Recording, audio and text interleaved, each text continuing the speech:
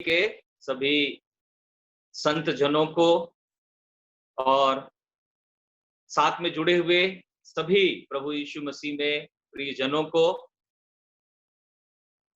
मेरे परिवार की ओर से और मेरी कलीसिया की ओर से जय मसीह की। ये सुंदर सौभाग्य प्रभु ने हमारे जीवन में फिर से प्रदान किया कि हम प्रभु के चरणों में बैठकर प्रभु ने जो हमें धन्य आशा दी है उसके विषय में अपनी तैयारी के बारे में हम लोग विचार करें, सोचें और अपने आप को प्रभु के आगमन के लिए और भी हम तैयार करते जाएं। एक बहुत ही अच्छे तैयारी का समय प्रभु ने हमारे जीवन में दिया है। मैं सोच रहा था कि लॉकडाउन के पहले जो स्थिति थी, हम सब अपने अपने कामों में व्यस्त थे। ऐसे समय में यदि प्रभु आते तो तैयारी के लिए हमारे पास शायद समय नहीं रहता। तो प्रभु ने बहुत ही अच्छा एक समय दिया है कि हम तैयारी के महत्व को समझें, समय के महत्व को समझें। प्रभु जो हमें अवसर देते हैं उन सारी बातों को हम समझकर उन अवसरों का लाभ उठा सकें, क्योंकि परमेश्वर के वचन में हम पढ़ते हैं, अवसर को बहुमूल्य समझो। अब इस लॉकडाउन को लोग किस प्रकार से ले रहे हैं, किस प्रकार से समझ रहे हैं, किस प्रकार से इस्तेमाल कर रहे हैं, ये तो मैं नहीं जानता, परंतु हमारे लिए एक अवसर है मेरे प्रियो।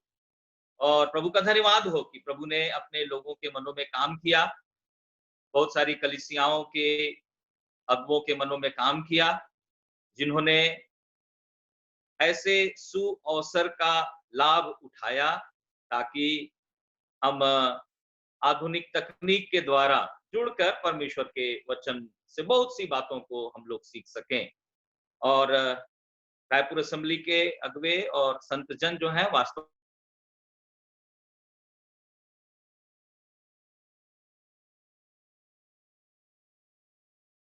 दिनों से हम प्रभु बहुत से को हम लोग सुन रहे हैं।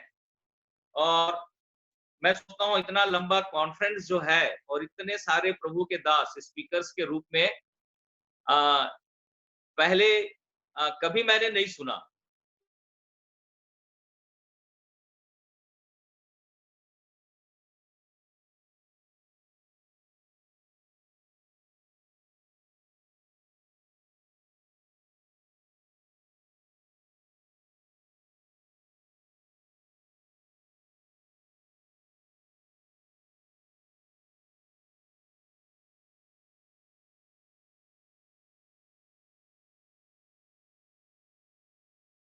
लोग प्रभु यीशु मसीह के आ, बादलों में आगमन के बारे में अध्ययन कर रहे थे और मैंने भविष्य में होने वाली घटनाओं का एक क्रम आप लोगों को बताया था और मैं आशा करता हूं कि आप लोगों को वो स्पष्ट हो गया होगा।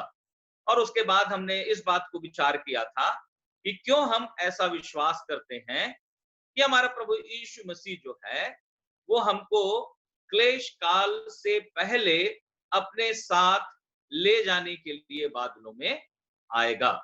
और उस बात को भी हमने देखा था और इसके लिए मैं प्रभु को धन्यवाद देता हूं कि प्रभु ने अपने वचन में बहुत ही स्पष्ट रीति से इन बातों को बताया है। प्रभु की प्रतिज्ञा है, प्रभु ने कहा है कि वो हमें उस आने वाले प्रकोप से बचा लेगा। और यद्यपि हम इस संसार में क्लेश तो सहते हैं प्रभु के कारण, लेकिन वो जो आने वाला प्रकोप है उससे प्रभु हमें बचा लेगा। आने वाली परीक्षा से जो पूरे संसार में आने वाली है उससे वो हमें बचा लेगा। तो ये प्रभु की प्रतिज्ञाओं को हमने देखा था और उसके बाद हमने दूसरा थिस्सलुनीकियों की पत्री में से हमने उस क्रम को भी समझने का प्रयास किया था, जहां पर कि बताया गया है कि जब तक कलीसिया यहाँ पर है तब तक जो ख्रिस्ट विरोधी है, विनाश का पुत्र, वो प्रकट नहीं हो सकता, क्योंकि परमेश्वर पवित्र आत्मा का स्थायी निवास न सिर्फ व्यक्तिगत रूप से हर विश्वासी के जीवन में है, परंतु सामूहिक रूप से सार्वभौमिक कलीसिया में भी स्थायी रूप से है। और जब तक कलीसिया जो है वो उठाई नहीं जाती, तब तक परमेश्वर पवित्र आत्मा को इस संसार से ऊपर नहीं ले जा सकता, उसे नहीं हटा सकता। क्योंकि इफिसियों की पत्री में भी हम लोग देखते हैं, ये एक प्रतिज्ञा है कि जो छाप, पवित्र आत्मा की छाप विश्वासी के जीवन में, आपके और मेरे जीवन में लगी है, वो छाप जो है वो छुटकारे के दिन तक के लिए लगी है। छुटकारे के दिन तक के लिए लगी है। उसका मतलब जब तक परमेश्वर हमारा छुटकारा, अपनी कलीसिया का छुटकारा इस संसार से नहीं कर लेते, तब तक विनाश का पुत्र जो है वो प्रकट नहीं हो सकता। और उसके बाद हमने इस बात को समझने की कोशिश की थी, दानियल की भविष्यवाणी और प्रकाशित वाक्य में से भी हमने देखा था कि किस प्रकार कलीसिया के उठाए जाने के बाद जो दानियल का 70वां सप्ताह का आरंभ होता है, वो एक एग्रीमेंट के साथ, एक वाचा के साथ शुरू होगा।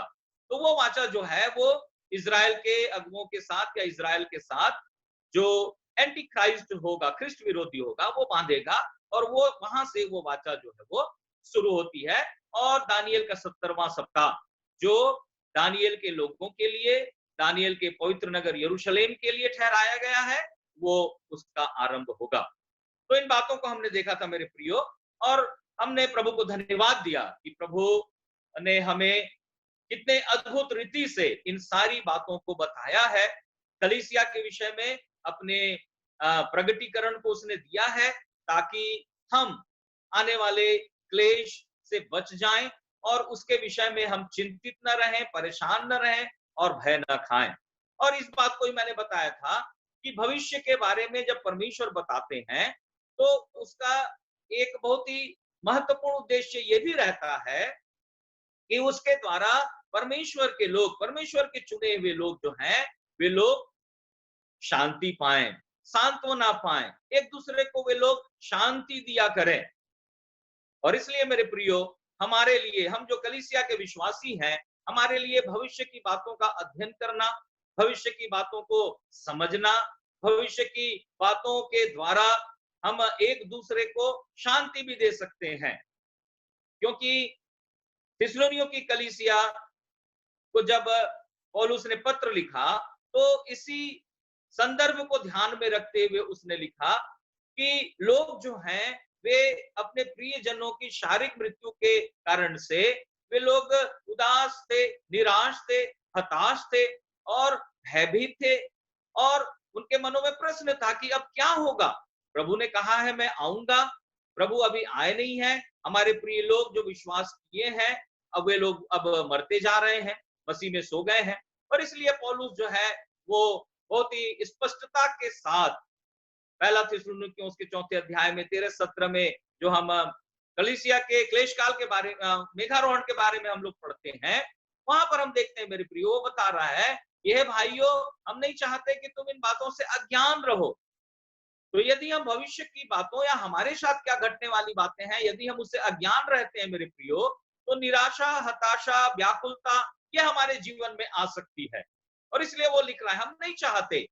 दूसरी चीज वो लिखता है कि यदि हम इन बातों को नहीं जानेंगे, तो हो सकता है कि हमारे प्रिय जनों के इस दुनिया को छोड़कर चले जाने के कारण से हम ऐसे निराश हो जाएंगे जैसे कि ये दुनिया के लोग निराश हो जाते हैं जब उनके प्रिय लोग उनको छोड़ के चले जाते हैं। और उसके बाद 17 पद में वो कहता है कि इन बातों के द्वारा तुम एक दूसरे को शांति दिया करो। ये जो है परमेश्वर की इच्छा है, ताकि परमेश्वर के वचन के द्वारा जो पवित्र आत्मा की प्रेरणा से लिखा गया है, वो अपने लोगों को शांति प्रदान करे। उसके बाद हम दूसरा थिस्सलुनीकियों उसके दूसरे अध्याय में हम लोग देखे थे कि यदि तुम्हारे बीच में किसी भी प्रकार से कोई बात आती है या कोई पत्री आती है, और ये समझकर कि मानो हमारी ओर से वो पत्री तुम्हारे पास पहुंची है, तुम लोग घबरा मत जाना, तुम लोग डर मत जाना कि अब प्रभु का दिन आ गया है, वो न्याय का दिन आ गया है। और इसलिए उन्हें सांत्वना देने के लिए पौलुस जो है वो थिस्सलुनीकियों की कलीसिया को वो दूसरा पत्र भी लिखता है। उसके बाद हमने ये भी देखा था मेरे प्रियो कि प्रभु यीशु मसीह अपने व्याकुल चेलों को वहां उस भाग से हमने प्रभु के दासों के द्वारा और भी वचन को सुना है। यूहन्ना उसका 14वां अध्याय बहुत ही सुपरिचित भाग है। वहां पर भी हमने देखा कि चेले जब व्याकुल थे तो उनकी व्याकुलता को दूर करने के लिए, उन्हें शांति देने के लिए प्रभु यीशु मसीह जो है वो अपने भविष्य की योजना को बता रहे हैं। तो हमने देखा था मेरे प्रियो कि जब भी हम भविष्यवाणियों के विषय में या भविष्य की घटनाओं के विषय में अध्ययन करते हैं तो उसका एक विशेष मकसद होता है ताकि हम परमेश्वर की अद्भुत योजनाओं को समझने पाए, हम एक दूसरे को शांति देने पाए, हम व्याकुल होने से, निराश होने से, हताश होने से हम लोग बच सकें। और सबसे बड़ी बात यह है मेरे प्रियो कि हम हमेशा हमारे प्रभु के आगमन की बाट जोहते रहें, तैयारी के साथ हम बाट जोहते रहें। तो आज मैं आप लोगों के सामने में 5 बातों को रखना चाहूंगा मेरे प्रियो, जो पहला थिस्सलुनीकियों की पत्री में पाई जाती है और बहुत ही अच्छे तरीके से पांचों अध्याय में, इन पांचों अध्याय में पौलुस जो है वो उस मुख्य थीम को नहीं भूल रहा है, जो मुख्य विषय वो उनको बताना चाह रहा है कि हमारा प्रभु यीशु मसीह जो है वो वापस आने वाला है। पांचों अध्याय में इस बात को पौलुस जो है वो रखता है कि हमारा प्रभु यीशु मसीह वापस आने वाला है। हम इन बातों में जाने के पहले कि प्रभु यीशु मसीह की बाट होने वाले मसीह की क्या पहचान होनी चाहिए, क्या अपेक्षा परमेश्वर हमारे जीवन से करते हैं और इस संसार के लोग भी जान सकें कि हम मसीह की बाट जो रहे हैं, हमारा प्रभु यीशु मसीह हमें लेने के लिए आने वाला है। यदि ऐसे जीवन को हमको इस संसार में प्रकट करना है तो किस प्रकार का जीवन जो है वो हमसे अपेक्षित है, इस बात को हम इस पत्री में हम लोग देखेंगे। और हम जानते हैं मेरे प्रियो कि ये पत्री जो है वो पौलुस की एक बहुत ही इफिसियों के विश्वासियों के साथ अपनी निकटता को, अपने घनिष्ठ संबंध को, अपने प्रगाढ़ गहरे प्रेम को प्रकट करते हुए इसे वो लिखता है। थिस्सलुनीके की कलीसिया में सबसे पहले पौलुस, तिमोथियुस और सिलास जो है वे लोग पहुंचे। इस बात को हम लोग प्रेरितों के काम उसके 16 अध्याय 17 अध्याय में जब हम लोग देखते हैं मेरे प्रियो, तो वहां पर उस बैकग्राउंड को, उस पृष्ठभूमि को हम लोग समझ सकते हैं। जल्दी से मैं बताना चाहूंगा कि दूसरी मिशनरी यात्रा के दौरान जब पौलुस जो है, पौलुस और उसके साथी जब एशिया माइनर में है तो वहां पर उनको मकीदुनिया से एक व्यक्ति जो है वो दर्शन के द्वारा उनसे विनती करता है कि पार उतर कर हमारी सहायता करो, जिसको हम लोग मैसिडोनियन कॉल कहते हैं, है ना। मकीदुनिया में आने की बुलाहट, आह्वान जो है वो पौलुस को मिलता है और उसके बाद वे लोग प्रार्थना के साथ मकीदुनिया में प्रवेश करते हैं। मकीदुनिया जो है वो यूरोप में आता है और सबसे पहला शहर जो है वो फिलिपाई है। वे लोग फिलिपी में जाते हैं और सबसे पहले उनकी मुलाकात एक महिला से, लूदिया से होती है। उसके बारे में भी हम पढ़ते हैं। बहुत ही अच्छी बहन थी जो उन्हें प्रभु के कारण से, प्रभु के प्रेम के कारण से वो स्वीकार करती है और उनसे वो कहती है, उनको विवश करती है कि यदि तुम प्रभु में मुझे अपनी प्रिय बहन समझते हो तो तुम मेरे यहाँ चलो, और वहां ले जाती है। और इस प्रकार लूदिया और उसका परिवार सबसे पहले यूरोप के विश्वासियों में उनकी गिनती होती है। देखिए मेरे प्रियो कि किस प्रकार परमेश्वर ने अद्भुत रीति से यूरोप में एक महिला के द्वारा, एक बहन के द्वारा, लूदिया के द्वारा जो है वो सुसमाचार के कार्य के लिए अपने घर को, अपने जीवन को, अपने परिवार को समर्पण करने के लिए परमेश्वर उनकी सहायता करते हैं। और वहां पर पौलुस और तिमोथियुस, सिलास वे वहां पर जाते हैं। फिर हम देखते हैं मेरे प्रियो प्रभु की अद्भुत योजना में कि किस प्रकार वहां पर जब ये बाजार में जाकर प्रचार कर रहे हैं तो दुष्ट आत्मा से ग्रसित जो लड़की थी वो बार बार परेशान करती थी। कई दिनों तक ऐसा चलता रहा और उसके बाद फिर एक दिन पौलुस जो है वो उस दुष्ट आत्मा ग्रसित जो लड़की थी उसको वो ठीक कर देता है, उसे दुष्ट आत्मा को निकाल देता है। और जो उसके मालिक लोग थे, जो लोग उसके द्वारा से पैसा कमाते थे, जब उन्होंने देखा कि अब हमारे पैसा कमाने का जरिया चला गया, तो उन्होंने कपट में इनको पकड़ा और ये लोग जो शहर के अधिकारी हैं उनके सामने में उनको लेकर आए।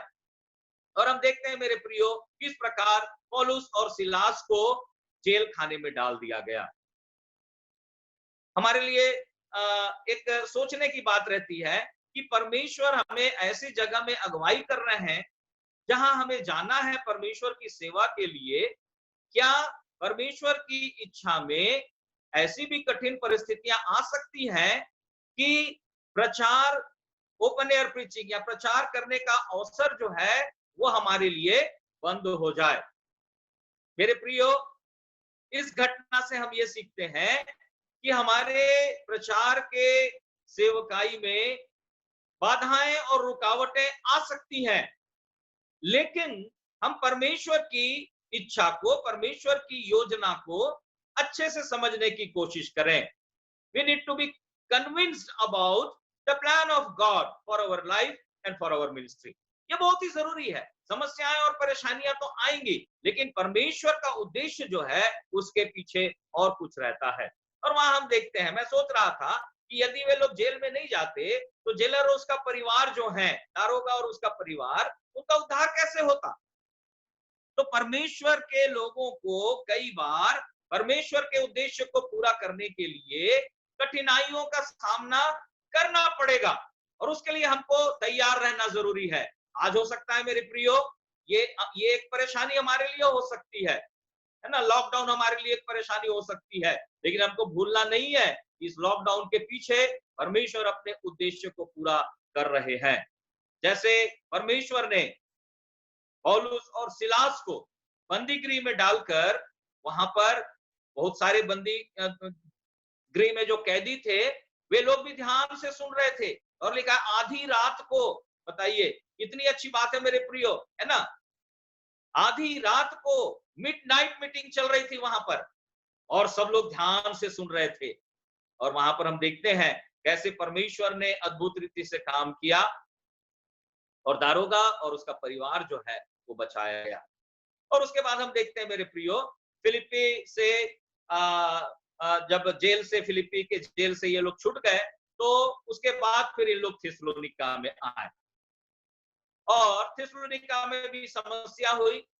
उसके बाद थिस्सलुनीका से वे लोग बीरिया में चले गए।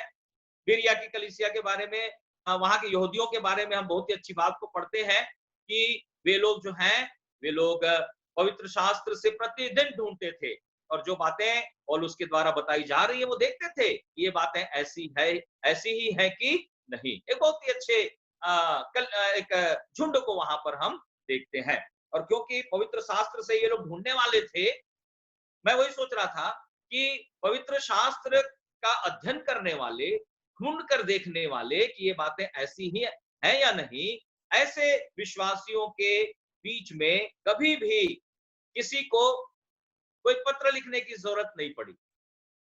थिस्सलुनीका की कलीसिया को 2 पत्र लिखा गया, कुरिन्थ की कलीसिया को लिखा गया, है ना। हम देखते हैं बहुत सारी कलीसियाएं हैं जिनको पत्र लिखा गया, लेकिन बीरिया की कलीसिया को कोई पत्र नहीं लिखा गया, क्योंकि जो भी बातें उन्हें बताई जाती थी उन सारी बातों को वे लोग अपने मन में अच्छे से बैठाते थे, वचन में वे लोग देखते थे।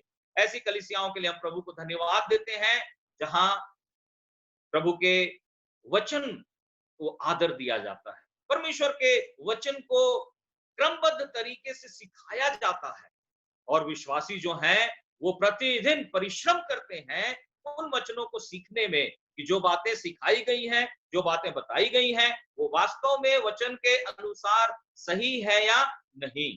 मेरे प्रियो, मैं उत्साहित करना चाहूंगा हमारे सभी विश्वासी भाई बहनों को।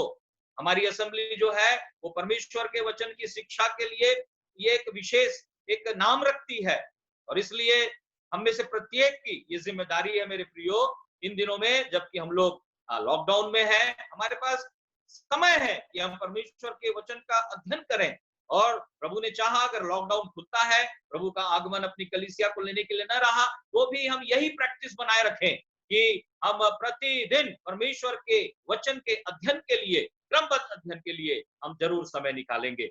और उसके बाद हम देखते हैं मेरे प्रियो कि किस प्रकार थिस्सलुनीका के यहूदी लोग जो परेशान कर रहे थे, वे लोग बिरिया में भी आकर परेशान करते हैं, और बिरिया को भी छोड़ के फिर इनको वहां से जाना पड़ता है। ये लोग एथेंस में चले जाते हैं, और सिलास और तीमुथियुस जो है वो बिरिया में रुक जाते हैं। पौलुस को एथेंस पहुंचा दिया जाता है, और एथेंस में पौलुस जो है फिर वो अनजाने ईश्वर के लिए, है ना, वो उस विषय को लेकर वो वहां पर प्रचार करता है। और उसके बाद जब सिलास और तीमुथियुस इससे मिलने के लिए आते हैं, क्योंकि उसने कहा था कि उन दोनों को जल्दी से वापस भेज देना, और वहां से एथेंस से पौलुस जो है वो तीमुथियुस को भेजता है थिस्सलुनीका में, क्योंकि पता चला कि थिस्सलुनीका के विश्वासी जो हैं वो अपने लोगों के द्वारा से सताए जा रहे हैं। और इसलिए मेरे प्रियो, एक एक पिता का हृदय, एक प्रेमी पिता का हृदय हम वहां पर देख सकते हैं कि जब वो अपने आत्मिक बच्चों को इस परिस्थिति में देख रहा है, सताओं की परिस्थिति में देख रहा है, तो उससे रहा नहीं गया, और वो कहता है कि मैंने बार बार आना चाहा लेकिन शैतान रोका रहा। और ऐसे समय में तीमुथियुस को उसने भेजा कि वो जाकर वहां का हालचाल पता करे। और जब तीमुथियुस वहां पर जाता है थिस्सलुनीका में, उस समय में पौलुस जो है वो एथेंस से तुरंत में चला जाता है। इस बात को हम लोग 18वें अध्याय, प्रेरितों के काम 18वें अध्याय में हम लोग देखते हैं। और तीमुथियुस जब वहां की स्थिति को और वहां के प्रिय लोगों को देखकर, वहां से मिलकर जब वापस आता है और पौलुस से मिलकर सारे हाल को वो बताता है, तो पौलुस जो है वो इस पत्री को, पहली पत्री को, थिस्सलुनीका की कलीसिया की जो पहली पत्री है, उस पत्री को वो लिखता है। और यहां पर मेरे प्रियो, इस पत्री में वो विशेष रूप से इस बात को बताना चाहता है, क्योंकि सताओं को वे लोग सह रहे थे, इस बात को वो का जिक्र भी वो अपनी पत्री में, पहली पत्री में करता है कि जैसे यहूदी लोग, यहूदी विश्वासी, मसीही विश्वासी यहूदियों के द्वारा सताए गए, वैसे ही तुम लोग भी अपने लोगों, अन्य जातियों के द्वारा तुम लोग भी सताए गए। लेकिन उनके बारे में बहुत ही अच्छी बात वो कहता है, पहला थिस्सलुनीकियों में उनके बारे में यदि हम लोग देखेंगे मेरे प्रियो, है ना, तो देखिए 3 बात को जो पौलुस पौलुस के क्या बोलना चाहिए, की वर्ड्स हैं, बहुत ही प्रिय शब्द हैं, उनको वो यहाँ पर बता रहा है। थिस्सलुनीकियों की पत्री उसके पहले अध्याय में बोलता है, और अपने परमेश्वर और पिता के सामने, पहला अध्याय उसके तीसरे पद में वो कह रहा है, दूसरे पद में वो बोलता है, हम अपनी प्रार्थनाओं में तुम्हें स्मरण करते और सदा तुम सब के विषय में परमेश्वर का धन्यवाद करते हैं, और अपने परमेश्वर और पिता के सामने तुम्हारे विश्वास के काम, देखिए पहला उसका कीवर्ड है विश्वास, है ना, विश्वास के काम। दूसरा है प्रेम का परिश्रम, दूसरा जो है कीवर्ड उसका है वो है प्रेम, विश्वास, प्रेम। तो उसके बाद तीसरा वो कहता है हमारे प्रभु यीशु मसीह,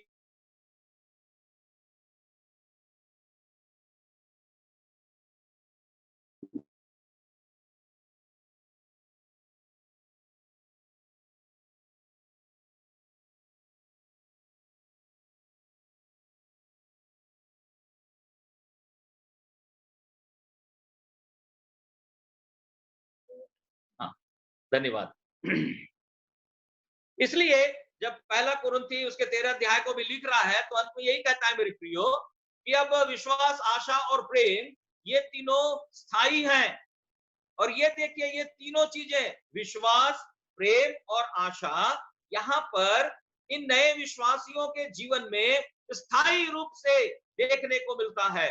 और उसके लिए पौलुस जो है वो उनकी तारीफ कर रहा है, बोलता है तुम्हारे परमेश्वर पिता के सामने में तुम्हारे विश्वास के काम, प्रेम का परिश्रम और हमारे प्रभु यीशु मसीह में आशा की दृढ़ता को हम स्मरण करते हैं। इन बातों को वो स्मरण कर रहा है जो उनके बीच में रहते हुए पौलुस ने अनुभव किया। और साथ ही साथ जब तीमुथियुस उस समाचार को लेकर आया, वहां की परिस्थिति को के विषय में जब जानकारी को लेकर आया, तो पौलुस जो है वो बहुत ही आनंदित हो गया, और इन बातों के लिए वो परमेश्वर को धन्यवाद दे रहा है। कि थिस्सलुनीका के जो विश्वासी हैं वो विश्वास, आशा और प्रेम में स्थिर बने हुए हैं, और इससे जुड़े हुए जो भी बातें हैं वे लोग उन बातों में लगे हुए हैं।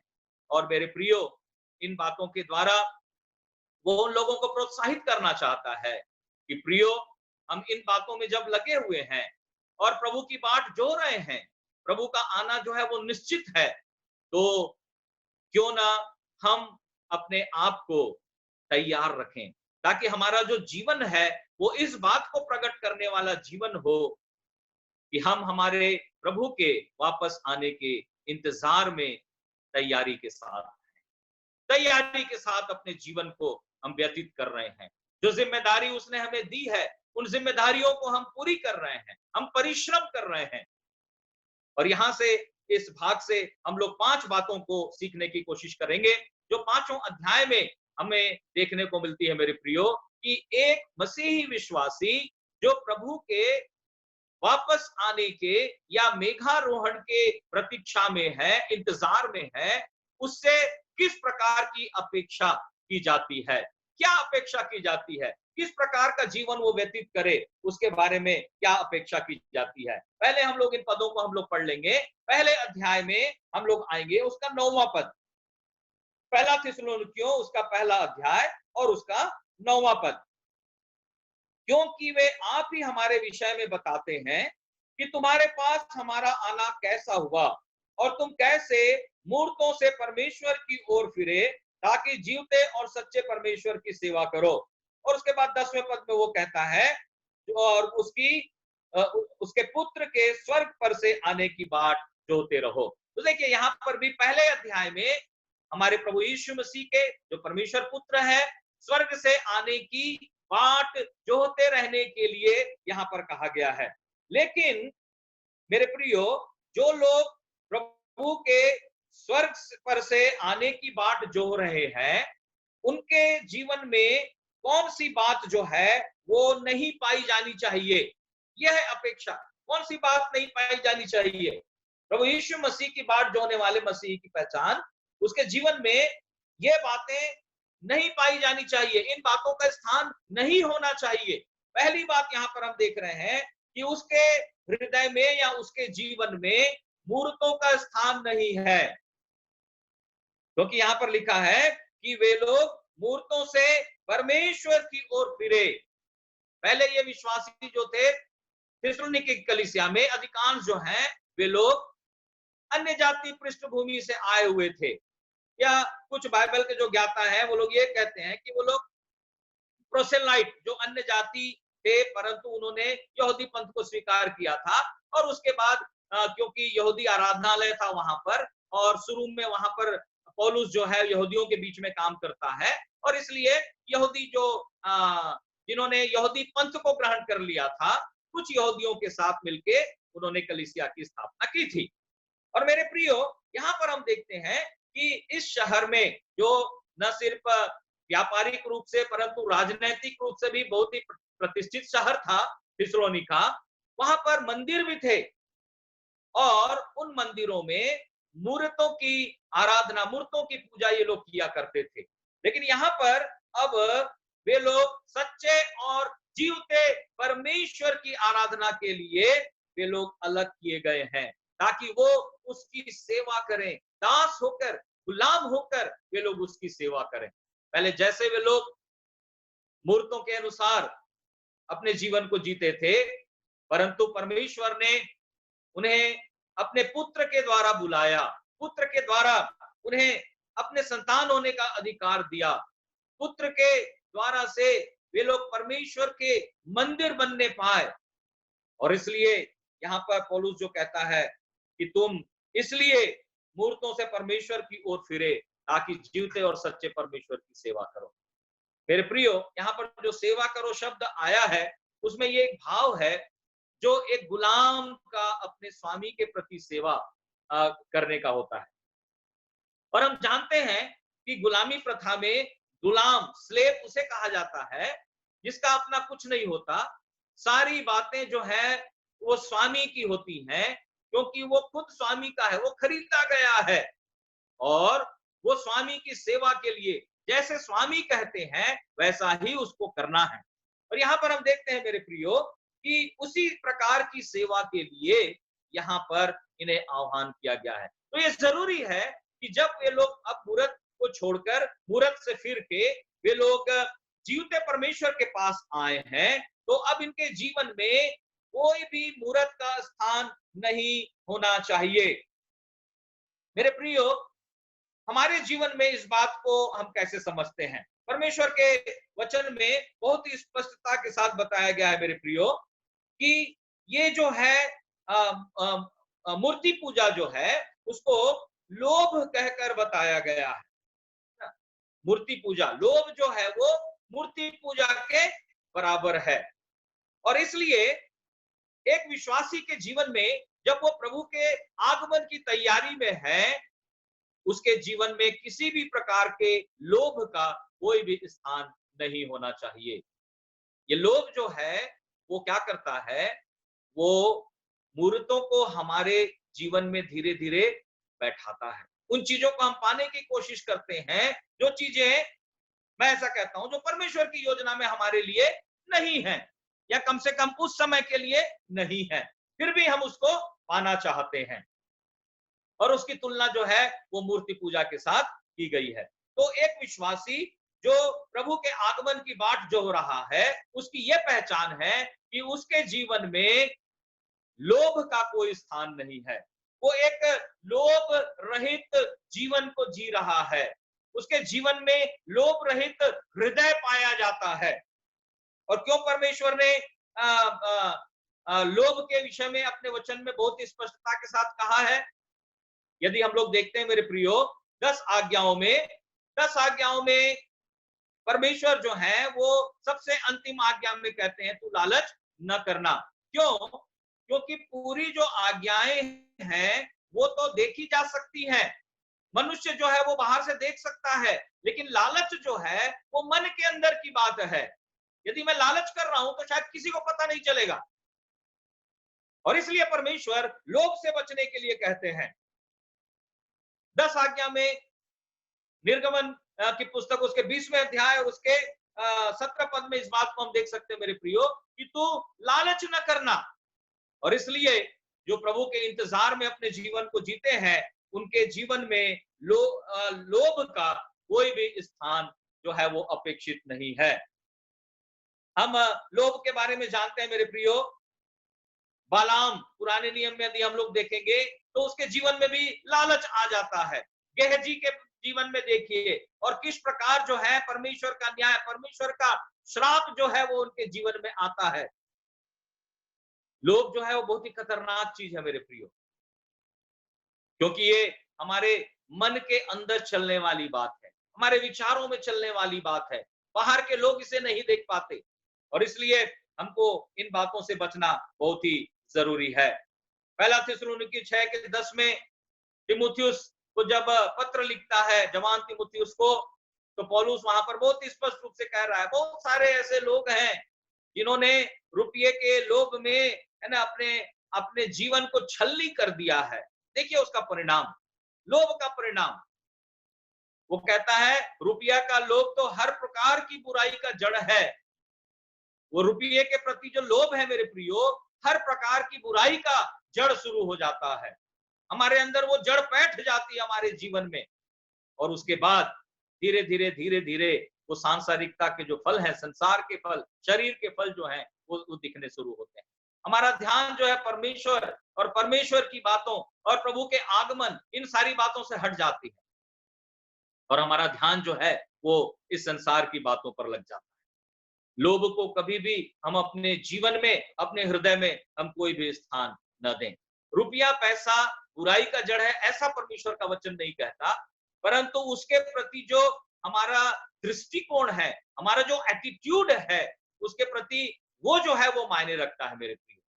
और हमें कभी भी उसके प्रति लोभ और लालच नहीं करना चाहिए। जितना परमेश्वर हमें अपने परिश्रम से देते हैं, परिश्रम के फल को आशीषित करते हैं, उससे हमको संतुष्ट रहना चाहिए। और इसलिए जब हम कहते हैं कि लोभ रहित जीवन जो है उसका स्थान उसके जीवन में नहीं है, तो हम ये कह सकते हैं सकारात्मक रूप से कि एक संतुष्ट संतुष्ट हृदय, एक सेटिस्फाइड हार्ट जो है वो उसके अंदर है। जैसे पौलुस भी कहता है, मैंने हर दशा में, फिलिपियों की पत्री उसके 4 अध्याय में, मैंने बढ़ना भी सीखा, घटना भी सीखा, हर दशा में मैंने संतोष करना सीखा है। प्रभु हमारी सहायता करे मेरे प्रियो, कि जब हमारा जीवन संसार के लोग देखते हैं तो उनको वो लोग देखने पाए कि कैसे इस कठिन परिस्थिति में भी, जब हम लोग चिंतित हैं, परेशान हैं, क्या होगा, कोई कमाई नहीं हो रही है, कुछ नहीं हो रहा है, चिंतित हैं मेरे प्रियो, ऐसे समय में वो संतोष का जीवन जो प्रभु यीशु मसीह में हमें मिला है, वो उनके लिए एक कारण बन जाए, ताकि वे लोग हमारी पहचान इस रूप में करने पाए कि ये लोग अपने प्रभु के आगमन की बाट जो रहे हैं, तैयारी कर रहे हैं, और इसलिए लोभ का कोई भी स्थान इनके जीवन में नहीं है। दूसरे अध्याय में जब हम आते हैं मेरे प्रियो, तो यहाँ पर हम देखते हैं 9वें पद में, दूसरे अध्याय के 9वें पद में यहाँ पर लिखा है, क्योंकि हे भाइयों, तुम हमारे परिश्रम और कष्ट को स्मरण रखते हो, हमने इसलिए रात दिन काम धंधा करते हुए तुमसे परमेश्वर का सुसमाचार प्रचार किया कि तुम में से किसी पर भार न हो। दूसरी बात जो एक विश्वासी के जीवन में स्थान नहीं रखना चाहिए, जो प्रभु के आगमन के इंतजारी में है, उसकी तैयारी में है, दूसरी बात यह है कि उसके जीवन में या उसकी सेवकाई में लापरवाही का कोई स्थान नहीं है। There is no place of slackness in his service. लापरवाही का कोई स्थान नहीं है उसकी सेवा में। यह हम सबके लिए जरूरी है, और विशेष रूप से जो परमेश्वर ने हमको अपनी सेवा के लिए बुलाया है मेरे प्रियो, हम इस प्रकार से अपनी सेवा में परिश्रम करते रहें, रात दिन परिश्रम करते रहें, जो इस बात को प्रकट करे कि हमारे जीवन में स्लेकनेस जो है, स्लेकलेसनेस का है, या जो लापरवाही का एक जीवन है, वो हमारी सेवा में दिखाई नहीं देता। हम दिन रात परिश्रम करते हैं, और इसलिए परिश्रम करते हैं क्योंकि यहां पर वो लिखा है 9वें पद में, काम धंधा करते हुए परमेश्वर का सुसमाचार हमने प्रचार किया। परिश्रमी रहते हुए मेरे प्रियो, अपने कामों को करते हुए हमको अपनी सेवा को करते रहना है। हम देखते हैं दिमास के बारे में, तीमुथियुस को वो पत्र लिखता, पौलुस जो है वो पत्र लिखता है, पहला तीमुथियुस 4:10 में, दिमास ने इस संसार को प्रिय जानकर, है ना, वो चला गया, छोड़कर चला गया। उसको पौलुस के साथ रह के परिश्रम के साथ सेवा करना अच्छा नहीं लगा, वो चला गया। संसार के ऐशो आराम, चैन और आकर्षण जो है वो उसके लिए ज्यादा कीमती थे, और इसलिए वो छोड़कर चला गया। एक समय था मेरे प्रियो, यदि हमारे जीवन में भी ऐसा है, परमेश्वर की सेवकाई में यदि हम लापरवाही बरतते हैं, तो हमारे लिए मौका है, क्योंकि परमेश्वर जो है वो मौका देने वाला परमेश्वर है। एक बार यूहन्ना मरकुस जो है ना, वो भी छोड़कर चला गया था, प्रेरितों के काम 15:37 में, है ना। इसलिए पौलुस और बरनबास के बीच में एक डंटा होता है, शार्प डिसएग्रीमेंट होता है मेरे प्रियो, दोनों को अलग अलग होना पड़ता है। उसका कारण वहां पर यूहन्ना जो है, मरकुस यूहन्ना, वो बन जाता है उनके अलग होने का कारण। और मेरे प्रियो, वहां पर 15:37 में, प्रेरितों के काम 15:37 में लिखा है, क्योंकि वह काम पर जाना न चाहा। ये लोग मिशनरी यात्रा में थे, प्रचार के काम में थे, लेकिन उसके साथ साथ वे लोग काम भी करते थे। लेकिन मरकुस जो है वो काम में जाना नहीं चाहा, वापस चला गया वो। लेकिन हम प्रभु को धन्यवाद देते हैं मेरे प्रियो कि ये लोग अलग हुए, लेकिन परमेश्वर ने फिर से उसको मौका दिया, फिर से वो आया और प्रभु ने उसको इस्तेमाल किया। और इस प्रकार हम देखते हैं कि उसने मरकुस रचित सुसमाचार को लिखा, और उसके लिए उसने परिश्रम किया। उसने देखा कि कैसे दास जो गुलाम लोग हैं, उनको एक ऐसे छुटकारा देने वाले प्रभु की जरूरत है, जो उनका स्वामी है, जो उनको खरीदा है, जो उनको आजाद कर सकता है। तो मेरे प्रियो, जो प्रभु के आगमन के इंतजारी में है, उनके सेवकाई में किसी भी प्रकार की लापरवाही का कोई स्थान नहीं है। तीसरे अध्याय में जब हम आते हैं, हम पढ़ेंगे उसके 12वें पद को, तीसरा अध्याय और उसका 12वां पद। यहां पर लिखा है, और प्रभु ऐसा करे कि जैसा हम तुमसे प्रेम रखते हैं, वैसा ही तुम्हारा प्रेम भी आपस में और सब मनुष्यों के साथ बढ़े और उन्नति करता जाए। तीसरी बात जिसका स्थान उसके जीवन में नहीं है, वो है उसकी सहभागिता में फूट का कोई स्थान नहीं है। प्रभु के लोगों के साथ जो उसकी सहभागिता है, उसमें किसी भी प्रकार की फूट नहीं है। There is no place of divisions in his fellowship. उसके फेलोशिप में, उसकी संगति में, उसकी सहभागिता में किसी भी प्रकार का फूट नहीं लाता। फूट के बारे में जब हम बात करते हैं मेरे प्रियो, अलगाव के बारे में, टुकड़े के बारे में हम बात करते हैं, तो कुरिन्थियों की कलीसिया हमको याद आती है। लेकिन यहां पर एक ऐसे मसीही विश्वासी की पहचान के बारे में बताया गया है जो प्रभु के आगमन की तैयारी में है, और उसके जीवन में ये बात का किसी कोई भी स्थान नहीं होना चाहिए कि वो अपनी सहभागिता, अपनी संगति में किसी भी प्रकार के फूट को वो अवसर दे। हमेशा यूनिटी को, प्रेम को मेंटेन करने की कोशिश, मेंटेन करने के प्रयत्न में लगे रहना, ये बहुत ही जरूरी है। और जब हमारे बीच में हम ऐसा करते हैं, बाहर के लोग जब उस बात को देखते हैं, वे लोग जानते हैं कि वे लोग अपने प्रभु के आगमन में प्रेम के साथ एक होकर वे लोग अपने जीवन को व्यतीत कर रहे हैं। और सचमुच में मेरे प्रियो, प्रथम शताब्दी कलीसिया, यरूशलेम की कलीसिया के विश्वासियों को, के जीवन को जब लोगों ने देखा, लोगों ने उनकी तारीफ की। क्यों? क्योंकि उनका जीवन एक ऐसा जीवन था जो प्रभु के आगमन के लिए तैयार था। चौथी बात हम चौथे अध्याय में देखते हैं, जिसको हम जानते हैं, चौथे अध्याय के 13 से 18 पद में। उस भाग को हम बहुत ही अच्छे से जानते हैं, इसलिए मैं उसमें ज्यादा समय नहीं लूंगा। चौथा विषय में बिंदु जो है मैं बताना चाहूंगा कि उस विश्वासी के मन में हताशा या निराशा का कोई स्थान नहीं है। जो प्रभु के आगमन के लिए तैयार है, उसके जीवन में हताशा और निराशा का कोई स्थान नहीं है। वो निराश नहीं होता, वो हताश नहीं होता, चाहे परिस्थितियां उसके जीवन में कुछ भी क्यों न आए। उसको हताश और निराश होने की जरूरत नहीं है। यदि हम प्रभु के वापस आने के इंतजार में हैं मेरे प्रियो, प्रभु हमारी सहायता करे कि हम अपने जीवन में हताशा और निराशा को किसी भी प्रकार का स्थान न दें। हमारे मन में किसी भी प्रकार की हताशा और निराशा न आने पाए। There should not be the place of depression in our mind. हमारे मनों में किसी भी प्रकार का डिप्रेशन, निराशा जो है वो न आने पाए। हम प्रभु में हमेशा उत्साही बने रहे। पांचवी और अंतिम बात हम लोग 5वें अध्याय के 23 पद में देखते हैं कि वो मसीही जो प्रभु के आगमन के इंतजारी में है, उसकी पहचान के बारे में क्या बोलता है। 23 पद में लिखा है, शांति का परमेश्वर आप ही तुम्हें पूरी रीति से पवित्र करे और तुम्हारी आत्मा और प्राण और देह हमारे प्रभु यीशु मसीह के आने तक पूरे पूरे और निर्दोष सुरक्षित रहें। पांचवी बात यहां पर हम देखते हैं कि उस विश्वासी के जीवन में पाप का कोई स्थान नहीं है। There is no place of sin in his life. अपने जीवन में वो किसी पाप को रखकर उस पाप को इंटरटेन नहीं करेगा, उसमें वो मजा नहीं लेगा, उसमें वो फंसा नहीं रहेगा। सैम मैथ्यू भैया जो हैं, वो बहुत ही अच्छा भाग एक लिए थे इब्रानियों की पत्री उसके 12वें अध्याय में, और वहां पर वो इस बात को बता रहे थे, हर एक रोकने वाली वस्तु और उलझाने वाले पाप को हमको दूर करना है। वहां मसीही जीवन की दौड़ के बारे में बताया गया है मेरे प्रियो, और वहां पर भी हमको प्रभु की ओर ताकते रहना है। यहां भी जब हम अपने प्रभु के आगमन की ओर अपनी दृष्टि को लगाए हुए हैं, हम उसकी बाट जो हो रहे हैं, हमारे लिए यह बहुत ही जरूरी है कि हम सारी रोकने वाली वस्तु जो हमें रोकती हैं और जो ऐसे पाप जो हमें उलझाए हुए रखे हैं मेरे प्रियो, उनको हमारे जीवन से दूर करना है।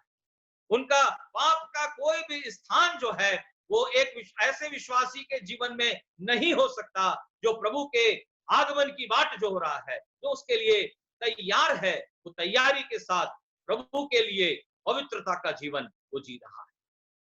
पहली बात हमने देखा है, उसके जीवन में लोभ का कोई स्थान नहीं है। लोभ रहित हृदय, लोभ रहित जीवन हम उसके जीवन में देख सकते हैं। दूसरी बात हम देख सकते हैं, लापरवाही रहित सेवकाई। सेवकाई में किसी भी प्रकार की वो लापरवाही नहीं करता, दिन रात परिश्रम करता है, क्योंकि जो कार्य उसे सौंपा गया है प्रभु के आगमन तक, प्रभु के आते तक, वो उस कार्य को पूरा करने के लिए वो अपने आप को समर्पित करता है। तीसरी बात हमने देखा है कि वो विश्वासी जो प्रभु के आगमन की बाट जो हो रहा है, वो अपनी सहभागिता में, अपनी संगति में, अपने फेलोशिप में कभी भी डिविजन्स को स्थान नहीं देता, किसी भी प्रकार के अलगाव को, किसी भी प्रकार के फूट को वो स्थान नहीं देता, परंतु वो कलीसिया के प्रेम, कलीसिया की एकता और प्रभु के लोगों की संगति को अपने जीवन में वो स्थान देता है। चौथी बात हमने देखा है कि उसके मन में कोई हताशा या निराशा नहीं है। There is no place of depression in his mind. अपने दिमाग में वो कोई भी हताशा और निराशा को वो नहीं रखता। परिस्थितियां चाहे कुछ भी क्यों ना हो, परंतु वो अपने मन को प्रभु की ओर लगाता है और प्रभु का आनंद जो है वो उसके मन में रहता है, जो संसार की हर परिस्थितियों का सामना करने के लिए उसको सामर्थ, शक्ति और ताकत प्रदान करता है। और पांचवी बात हमने देखा है, there is no place of sin in his life. किसी भी प्रकार का पाप जो है वो उसके जीवन में नहीं है।